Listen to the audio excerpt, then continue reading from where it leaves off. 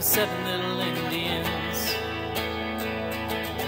living in a brick house on Central Avenue,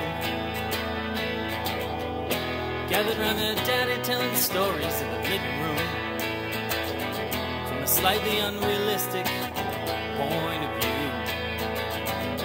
Mama was up yonder in the kitchen somewhere, boiling up some hot water for them all to get up to their necks in.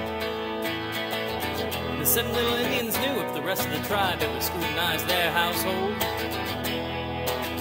somehow it would not pass inspection.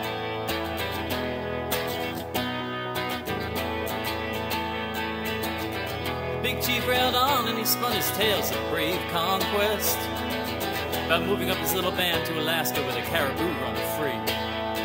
You see, he'd done time up there putting in telephone lines for the army during World War II, and even brought back a picture of a frozen mastodon for the little Indians to see.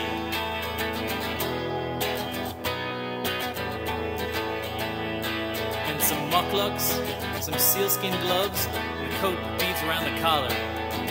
His wife kept them in the mothballs underneath the Hudson Bay.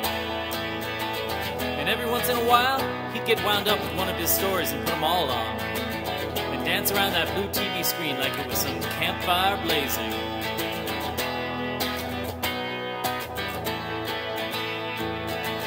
Well, he snapped and he hollered, but he could not stay warm in that living room. And even the 7 little Indians, well, they could feel the chill.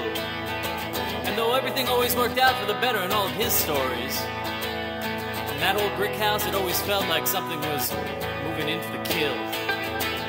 Blazing like a trail shot through the eyes of the 7 little Indians.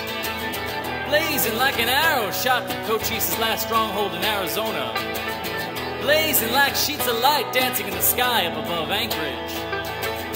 Blazing like a star shot down to the ground back home again in Indiana.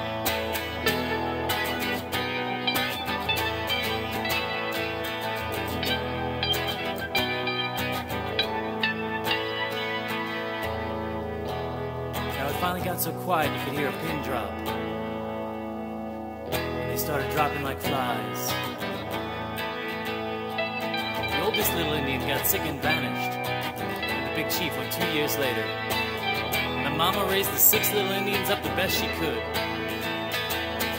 to be housewives, musicians, and insurance salesmen. But they all shared this one common denominator. See, all the characters in the Big Chief's stories were named after the 7 little Indians. And like I said, in his stories, everything always worked out for the better. And now, as I'm telling this story to my own kids dancing around the TV screen, well, I wish I had those mucklucks, those sealskin gloves, and the coat with beads around the collar.